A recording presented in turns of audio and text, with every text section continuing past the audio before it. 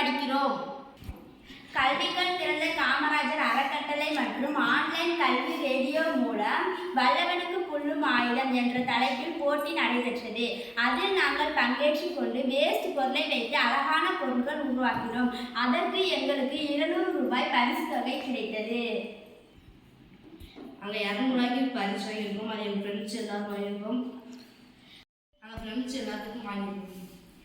உங்களுக்குலாம் என்ன கலர் பிடிக்குமோ அதை எடுத்துக்கோங்க.